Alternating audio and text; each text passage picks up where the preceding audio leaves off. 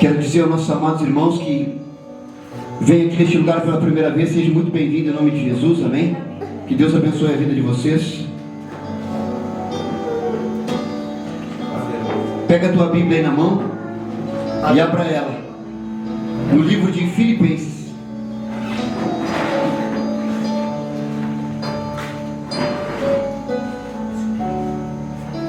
Filipenses capítulo 4.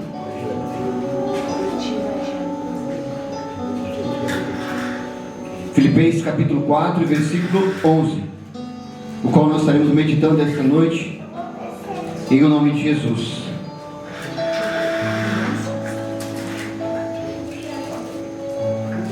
Filipenses capítulo 4 e versículo 11.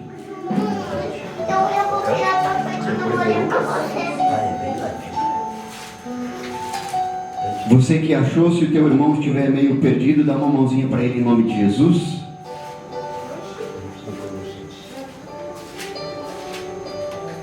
Glórias ao nome de Jesus. Quem achou, diga amém. Amém. A palavra do Senhor diz assim: não digo isso por causa da necessidade, porque já aprendi a contentar-me com as circunstâncias em que me encontro. Amém? Vou ler mais uma vez. Não digo isto por causa da necessidade, porque já aprendi a contentar-me com as circunstâncias em que me encontro. Feche teus olhos por um instante. Pai querido e amado, em nome do Senhor Jesus Cristo, nós oramos mais uma vez, Senhor, pedindo a tua direção. Que o Senhor esteja liberando sobre as nossas vidas, Pai, a tua palavra. Que venha cair dos nossos olhos todas as escamas, Senhor. Que nós possamos compreender a tua verdade, sair deste lugar livres, libertos e abençoados pela sua palavra, Pai. Em o nome de Jesus, Pai. Amém. E graças a Deus. Aqui nessa carta, amados, que o apóstolo Paulo escreve, a maioria das cartas do apóstolo Paulo, ele não escreve ela num lugar agradável. Ele não escreve esta carta, quem sabe, num hotel de 5 estrelas, quem sabe numa casa de campanha, quem sabe num quarto com ar-condicionado. A maioria das cartas que o apóstolo Paulo escreveu à igreja de Cristo é dentro de uma prisão, dentro de um calabouço. E muitas das vezes a prisão era numa pedra, numa rocha, onde era aberto buracos, e ali eles ficavam presos naquele lugar. Lugares onde havia, quem sabe, umidade com água escorrendo, quem sabe havia ratos caminhando, quem sabe havia falta de um ar puro para respirar. Talvez um dos piores lugares possíveis para o ser humano estar. E aqui ele escrevendo esta carta para consolar, para edificar, para instruir a igreja de Cristo, ele diz: não digo isso por causa da necessidade. Se nós olharmos para nós, para você, para mim, nessa vida nós enfrentaremos dificuldade. Talvez muitos enfrentam dificuldade, Deus, do dia que sai do ventre da sua mãe. Quem sabe alguma criança que já não nasceu tão saudável, que precisa de um tratamento médico, já é algo que preocupa o seu pai e a sua mãe, que parece que vem para tirar a paz, parece que vem causando uma tribulação na família. E aqui o apóstolo Paulo, vivendo uma tribulação, lá naquele calabouço, lá naquela cadeia, ele diz: eu não digo isso por causa da necessidade, porque eu já aprendi a me contentar com as circunstâncias em que eu me encontro. E o Espírito Santo, quem sabe, pergunta para mim e para você essa noite: qual a circunstância que nós enfrentamos que tenta abalar nossa fé, que tenta nos tirar do foco, que tenta balançar o nosso barco e muitas vezes tentar entrar uma água de fora para tentar nos naufragar? Será que nós conseguimos, no meio da dificuldade, no meio da tristeza, no meio, quem sabe, da derrota ou do fracasso, ou de algo que nos machuca o nosso coração, dizer assim: obrigado, Senhor, por esse dia. Eu sei que estou enfrentando um dia mau, mas mesmo assim, obrigado. Aqui o apóstolo Paulo, ele diz: porque eu já aprendi a contentar-me com a circunstância. Sabe por quê, amados? Porque uma circunstância, ela não dura para sempre. A circunstância, ela não foi feita para viver toda a vida. Se eu ou você estamos hoje enfrentando um dia problemático, um dia dolorido, esse dia não vai durar para sempre. Essa dor ela não vai durar para sempre. Essa angústia não vai durar para sempre. Essa tristeza não vai durar para sempre. Esta afronta não vai durar para sempre. Essa enfermidade não vai durar para sempre. Sabe por quê? Porque o nome disso é circunstância. Circunstâncias são temporárias. Deus, num piscar de olhos, Ele pode mudar essa situação. E aqui nós vimos, amados, que a circunstância não pode mudar o propósito que Deus colocou no teu coração. Sabe por quê? Porque a circunstância muda dia após dia. Toda semana ela é mudada. Todo mês ela é mudada. Todo ano ela é mudada. Mas quando nós temos um propósito definido, quando nós temos algo que nos move, quando nós temos algo que nós olhamos para aquilo ali e dizemos assim, não é isso que vai me derrubar, não é isso que vai me atrapalhar. Como o apóstolo Paulo estava vivendo dentro de uma cadeia, mas ele diz, eu sei viver contente com tudo. Eu sei viver feliz com tudo, porque eu sei que tudo vai passar. Aleluia. E amados, o salmista também declara algo. No Salmo 30, capítulo 5, verso B, ele diz assim, ó, mas o favor do Senhor dura toda a vida. Então não interessa se você está vivendo um momento bom ou um momento difícil, o favor do Senhor, Ele sempre virá sobre a tua vida. O Senhor sempre te alcançará. Não interessa se você estiver num pico do monte ou lá no vale, Deus vai te encontrar. No meio da tua dor, no meio da tua tristeza. Talvez você somente entre no teu quarto ou em alguma peça da tua casa. Você inclina a tua cabeça e não tem palavra alguma para falar com o Senhor, mas você derrama as tuas lágrimas. Sabe o que eu aprendi a respeito do Espírito Santo? É que quando nós não sabemos orar como convém, Ele vem e transforma as minhas lágrimas, as tuas lágrimas em palavras. E Ele intercede por mim e por você com gemidos inexprimíveis na presença de Deus. É por isso que o salmista no capítulo 30, ele nos diz, mas o favor do Senhor dura a vida toda. O choro pode persistir uma noite, mas de manhã rompe a alegria. Por quê? Porque as circunstâncias são provisórias. Isso que você está sentindo hoje, isso que você está vivendo hoje, Ele não vai, quem sabe, acompanhar você o mês que vem, não vai acompanhar você a semana que vem, não vai acompanhar essa preocupação que você tem no teu coração por toda a vida, porque Ele tem um prazo definido, Ele tem um prazo de validade. Porque aqui, talvez hoje nós estamos enfrentando o choro da noite. Quantos aqui são mães ou pais? Quantas vezes você não acordou pela madrugada? Quem sabe porque o teu filho ou a tua filha estava com dor de garganta, estava com dor de ouvido, estava com dor de barriga, e você não conseguia dormir porque você estava cuidando dele ou dela.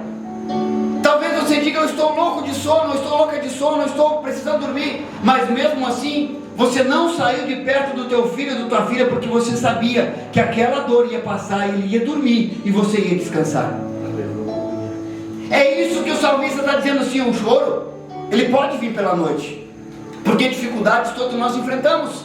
Cristão enfrenta dificuldade, não cristão também enfrenta. O branco enfrenta dificuldade, o preto também, o índio também. Circunstâncias de dificuldade, se você e eu somos seres humanos, nós vamos enfrentar. Jesus não prometeu, se você viesse para Ele, Ele ia te proteger, te colocar numa redoma de vidro, nada de mal alcançaria você, não, pelo contrário. Ele diz, no mundo tereis aflições, mas tem de bom ânimo, pois eu venci o mundo. Tem duas perspectivas, ou nós entendemos que esse choro ele vai passar, ou nós fazemos que nem um angolista. Como assim que nem um angolista, aquele bichinho parece uma galinha? Quando ele vê dificuldade, quando ele fica com medo, ele vê um buraco e coloca a cabeça para dentro e só diz assim, eu estou fraco, estou fraco, estou fraco. Muitas das vezes verdadeiramente nós somos fracos, mas quando nós olhamos essa fraqueza que há em nós e dizemos, Senhor, eu sou fraco, mas o Senhor pode me tornar forte. Eu sei que eu não consigo vencer essa dificuldade, mas se o Senhor estiver comigo, eu vou vencer. Eu sei que eu não consigo tirar essa tristeza do meu coração, mas se o Teu Espírito Santo estiver em mim, eu vou vencer. A alegria vai voltar, o sorriso vai voltar. E o salmista ele diz, O choro, ele pode persistir uma noite, mas de manhã vai romper a alegria. Há um prazo determinado para o teu choro ir embora. Há um prazo determinado para o teu luto ir embora. Há um prazo determinado para essa circunstância de escassez que você está enfrentando, ela ir embora. Mas para isso nós temos que crer que há um ser mais poderoso do que nós, que está lá no céu, olhando para você, assim como ele disse assim, ó, mas o favor do Senhor dura uma vida inteira. Ele não está dizendo que você tem que vir na igreja todos os domingos. Ele não está dizendo que você precisa pagar a promessa, mas ele está dizendo que o favor dele, para todos aqueles que buscam ele, na sua simplicidade, talvez dizendo assim, eu não sei orar, eu não sei rezar, mas na simplicidade de olhar para cima e reconhecer que há um Deus ali, e dizer, me ajuda a carregar essa cruz que está dolorida, me ajuda a carregar essa cruz que está pesada. Ele vem com o seu Santo Espírito, e ele faz o quê? O seu favor vai me alcançar e vai te alcançar. Sabe quando você está carregando uma sacola, e você chega na tua casa e tem teu marido, ou tua esposa, ou teu irmão, ou teu irmão, chega qualquer parente, um primo, uma prima, e você diz assim, me ajuda a carregar essa sacola, está pesada. E aquela pessoa pega a sacola das tuas mãos e parece que dá aquele alívio nos teus ombros. Ele não te cobra nada. Aqui ele diz que o quê? O favor do Senhor de uma vida inteira. O que é um favor? Um favor é alguém que vai fazer um bem a outra pessoa sem cobrar nada. Deus não vai cobrar nada pelo favor que Ele vai fazer por você. Deus não vai cobrar nada pelo favor que Ele vai fazer por mim. Por isso que nós temos que ter essa convicção no nosso coração. Aleluia. Ou eu decido, quando a tristeza vir, quando o choro vir, eu vou olhar para Ele e vou lembrar que aquilo ali vai me causar dor. Ou eu posso lembrar que a alegria vai retornar para minha casa, que a alegria vai retornar para minha família, que a alegria vai retornar a reinar sobre a minha vida. E amados, Eclesiastes capítulo 13, versículo 1, a palavra do Senhor diz assim, ó, para tudo há uma ocasião certa, há um tempo certo para cada propósito debaixo do céu. E ali depois ele vai descrevendo nesse texto, há tempo para plantar, há tempo para colher, há tempo para nascer, há tempo para morrer, há tempo de guerra, há tempo de paz. E sabe o que me chama a atenção nesse versículo que Salomão escreve? É que eu tenho que aprender a discernir os tempos. Você não vai plantar uma árvore que nasce no inverno no verão, ou vice-versa, senão não vai ter resultado. Então nós temos que entender como, quando uma estação na nossa vida, ela vem a ser mudada, para que eu não permaneça na estação errada. Se há tempo de chorar, eu vou chorar. Se há tempo de viver o luto, eu vou viver o luto. Mas quando esse tempo passar, eu não quero carregar tristeza no meu coração. Saudade eu vou viver por toda a vida, mas tristeza não. Se é tempo de plantar, eu vou plantar. Mas também vai chegar o tempo de eu ter que colher. E eu tenho que entender qual estação que Deus quer que eu viva. Se não muitos na tua casa, na tua família, no teu trabalho, onde você colocar a planta dos pés, vão estar felizes, vão estar alegres. E você vai estar chorando. Por quê? Porque você não entendeu ainda qual é o propósito de Deus e qual é a estação que Deus coloca na tua vida. Por isso que Salomão diz, há tempo determinado para todas as coisas. E nós temos que discernir os tempos. Discernir os tempos, para que nós não venhamos a viver a estação errada e culpar a Deus porque não está dando certo na nossa vida. O salmista também nos diz ali, Salmo 33, versículo 20, nossa esperança está no Senhor. Ele é o nosso auxílio e nossa proteção. Nele se alegra o nosso coração, pois confiamos no seu santo nome. Esperança. Será que se Deus sondar o meu coração e o teu coração essa noite, Ele vai encontrar esperança? Esperança de viver uma vida plena nessa terra. Esperança de você viver o teu melhor casamento que você tem com a tua esposa e com o teu marido. Esperança de você desfrutar cada fase do teu filho e da tua filha. Esperança de você viver o bom e do melhor dessa terra, como promete a palavra do Senhor. Sabe uma coisa? Há muitas pessoas hoje, nesse exato momento, que estão, quem sabe, jantando um arroz com ovo frito, e estão sendo as pessoas mais felizes dessa terra. E enquanto ao mesmo tempo tem pessoas que estão comendo um banquete e estão se sentindo as pessoas mais infelizes dessa terra, porque decidiram viver aquela vida sem esperança, viver aquela vida, desculpe a palavra, mas uma vida de desgraça. Muitas das vezes o culpado não é Deus e não é o diabo. Muitas vezes o culpado sou eu que não decido. Quando Deus tem uma conversa com Abraão, ele chega para Abraão e diz assim: Abraão, seja tu uma bênção. E hoje, em culto de Santa Ceia, eu tenho que fazer uma análise no meu coração. Será que eu estou sendo uma bênção? Uma bênção para minha esposa? Uma bênção para os meus filhos? Uma bênção para os meus pais? Uma bênção para o meu próximo, que eu ainda nem conheço, mas que eu posso, quem sabe, dar um prato de comida, um pão com manteiga? Ou tudo que eu olho é choro, tudo que eu olho é desgraça? Provérbio diz assim: o bem e o mal estão no poder da língua, aquele que proferir as palavras vão se alimentar deles. E a Bíblia diz também no provérbio assim: aquilo que o homem pensa no seu coração, assim ele é. Se eu pensar que eu sou um desgraçado, eu vou ser um desgraçado. Se eu pensar que eu vou ser um fracassado, eu vou ser um fracassado. Se eu pensar que eu vou ser um derrotado, eu vou ser um derrotado. Mas se eu pensar que eu sou um abençoado, eu vou ser abençoado. Se eu declarar que tudo que eu coloco a mão vou prosperar, eu vou prosperar. Se eu declarar que Jesus veio e me fez salvo, eu já sou salvo, é através da cruz de Cristo. E aqui o salmista diz: nossa esperança está no Senhor. Nossa esperança não está no pé de coelho. Nossa esperança não está num trevo de 4 folhas. Nossa esperança não está num horóscopo. Nossa esperança não está no fulano, no ciclano que faz a revelação e diz o número de identidade. Eu não preciso saber o número da identidade, eu já sei o número da identidade. Ah, mas o fulano revela até o lugar que você mora, mas não precisa também, eu já sei meu endereço. Eu quero saber como o fulano, o ciclano cuida da mulher dele, cuida dos filhos dele, porque não há revelação maior do que essa aqui, amados. Se você diz que Deus não fala com você, é porque você está abrindo pouco a tua Bíblia.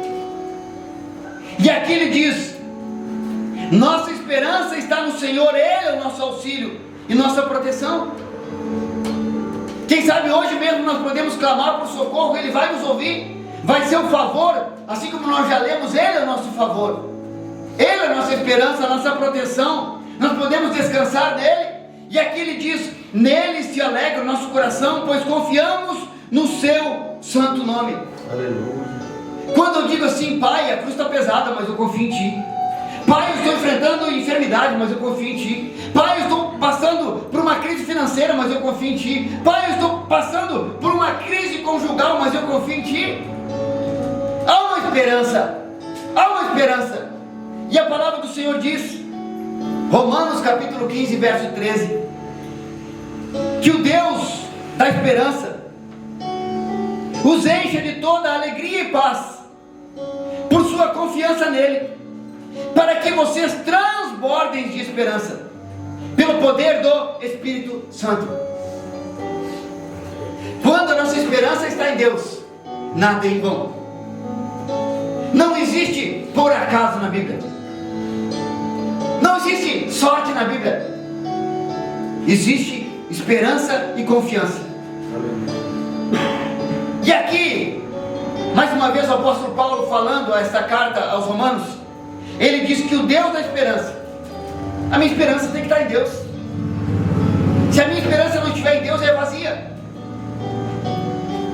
Que o Deus da esperança os enche de toda alegria e paz por sua confiança nele. Como está a tua confiança nele hoje? Está balançando? Está 100%? Sabe por quê, amados?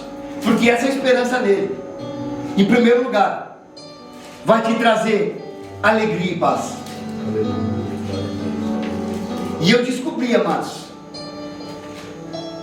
que se você quiser viver a melhor vida dessa terra, você tem que ter essas duas coisas morando dentro de você: alegria e paz. Alegria e paz.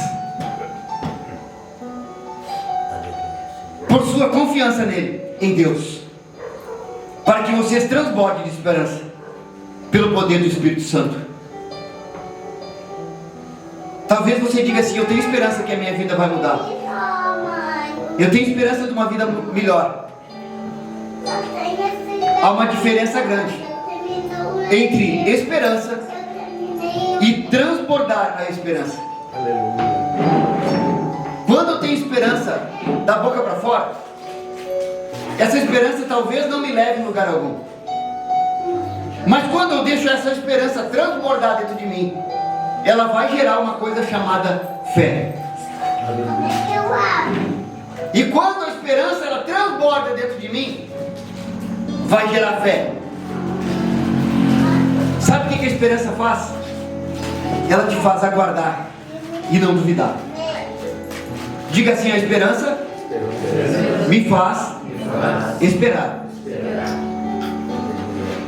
Talvez você esteja esperando hoje em algo que você confiou ao Senhor, mas quando essa esperança transbordar, vai vir algo no teu coração que talvez você defina com essas palavras: a hora é agora. Talvez algo que você estava esperando para fazer, talvez algo que você estava determinando no teu coração para fazer. Você vai sentir no teu coração essa esperança dizendo assim: a hora é agora. E essa esperança transbordando, ela se transforma em fé. Diga assim: a fé é ação. A fé é ação. Tiago diz assim: a fé sem as obras ela é morta. Ah, eu tenho fé disso, eu tenho fé daquilo, eu tenho fé daquilo mais. Tá, então me mostra o que tu está fazendo para alcançar isso que você está fazendo. Ah, mas por enquanto eu estou esperando. Então não diga que isso é fé, porque a tua fé é morta. Mas havia uma mulher que a palavra do Senhor descreve que ela sofria de uma hemorragia. Uma hemorragia há 12 anos.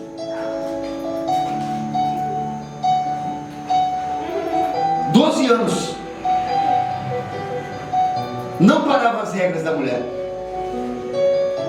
E a palavra do Senhor diz que quando isso acontecia, para um judeu, a mulher tinha que ficar afastada da sua casa, afastada da sua família, até que ela voltasse, cessasse as suas regras. E é descrito na palavra do Senhor que esta mulher sofria durante 12 anos sem parar, gastando tudo que é dinheiro com os médicos da época e nenhum resolvia. E num determinado momento ela chegou aos seus ouvidos que Jesus passaria perto da sua casa. E ela decidiu no seu coração, colocando assim: se eu somente tocar na orla da veste do mestre, eu vou ser curado. Sabe por quê, amados? Porque essa mulher esperava em alguém. Ela tinha colocado a sua fé em Deus, mas só que a sua fé ficou tão grande que sua fé se transbordou. Se eu pegar esse copo d'água e encher de água até ele transbordar, ele vai virar, ele vai sair para fora. E é somente assim que a minha fé, a minha esperança transbordante, ela vai se transformar em fé. E foi isso que aconteceu com aquela mulher. A sua esperança em Deus que mudasse a sua história, que curasse ela, transbordou, a ponto da sua fé se transformar em ação. Ela dizendo assim: hoje Deus muda a minha história. Hoje eu volto para minha família. Hoje toda a fraqueza que é em mim vai embora, porque hoje Deus vai mudar a minha história. E a Bíblia diz assim: e ela determinou no seu coração que iria tocar nas orlas da veste de Jesus e seria curada. E a palavra do Senhor descreve que aquela mulher saiu da sua casa fraca, que ela enfrentou uma grande multidão até chegar a Cristo. Mas quando ela chega aos pés de Jesus, ela chega tímida, sem falar muita coisa, ela somente chega e toca.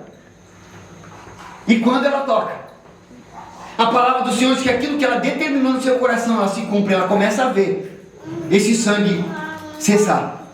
Ela começa a ver aquela fraqueza que ela estava nas suas pernas, no seu corpo, começa a se transformar em vigor. E ela se sente curada. A ponto dela sair de mansinho para sua casa. E Jesus olha para a multidão e diz assim: alguém me tocou. Daí Pedro olha para Jesus e diz assim: como, mestre? Que o Senhor disse que alguém lhe tocou? Se Deus, de quando nós entramos aqui, a multidão não para de te apertar, de te tocar. Sabe o que Jesus respondeu para Pedro? Alguém me tocou de uma maneira diferente, porque eu senti sair de mim poder. Por que muitos recebem milagre na igreja e outros não recebem? Porque não crê de todo o seu coração. Porque a sua esperança em Deus ainda não transbordou a ponto de virar fé. E a fé virá ação. Essa mulher saiu do seu lar, determinada a voltar para sua casa curada. Ela diz: a minha fraqueza vai embora hoje? Essa enfermidade vai embora hoje? A minha vida que eu fui impedida de viver na minha família durante 12 anos, vai voltar agora. Eu vou viver o melhor casamento que eu nunca tive com meu esposo. Eu vou viver a melhor convivência com meus filhos a partir de hoje, porque Deus me deu uma nova vida. Essa é a diferença, amados. Quando nós temos essa esperança que transborda e nos transforma em fé. Porque a esperança espera, mas a fé, ela age. Aleluia. E hoje, amados, é uma noite muito mais que especial. Uma noite ao qual nós nos assentaremos à mesa com o Senhor. Participaremos do seu sangue e do seu corpo, para lembrar de tudo aquilo que Ele fez por mim e por você naquela cruz do Calvário, para que você e eu viéssemos a ser um participante, ser chamados filhos de Deus através de Jesus Cristo, e ter essa esperança transbordante de que o choro ele pode vir pela noite, mas que a alegria ela vai chegar pela manhã. Porque a nossa esperança está em Cristo. A nossa esperança está no Deus Criador dos céus e da terra. A nossa esperança está no Deus que abriu o mar vermelho. A nossa esperança está no Deus que fechou a boca do leão para que nenhum mal chegasse até o seu servo chamado Daniel. A nossa esperança está naquele Deus que permitiu que Sadraque, Mesaque e Abednego entrassem numa fornalha de fogo ardente e nem um cabelo da sua cabeça fosse queimado, porque o Senhor o guardava da chama do fogo. Então eu não sei o que você está passando, eu não sei o que você está enfrentando, eu não sei qual a tristeza que é no teu coração, mas eu sei que há um Deus que, se você depositar a tua fé, a tua esperança nele, ela não vai ser adormecida, ela não vai ser esquecida, porque há um Deus todo-poderoso que está cuidando de você. Amém, amados?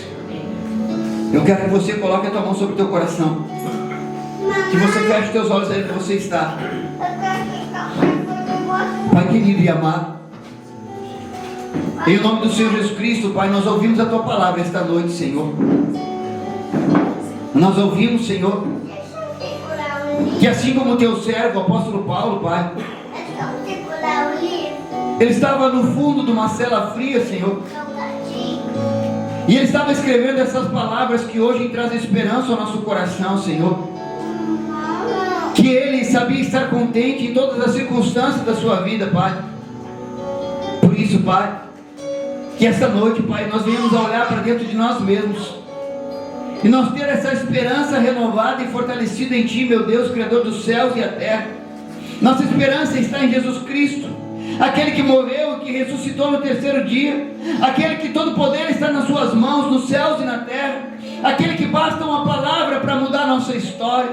Sim, Pai, nós oramos, nós agradecemos, Pai, por esta palavra, e nós pedimos, Pai, libera, Pai, sobre este lugar a Tua cura, libera sobre as vidas, Pai, a Tua salvação, libera, Pai, a Tua alegria, Pai, transforma este choro em alegria, Senhor, que a nossa esperança esteja em Ti, meu Deus. Sim, Pai, que esta noite venha ser uma noite de milagres neste lugar, uma noite de renovo neste lugar, uma noite de vidas transformadas neste lugar, Pai, em nome de Jesus, Pai.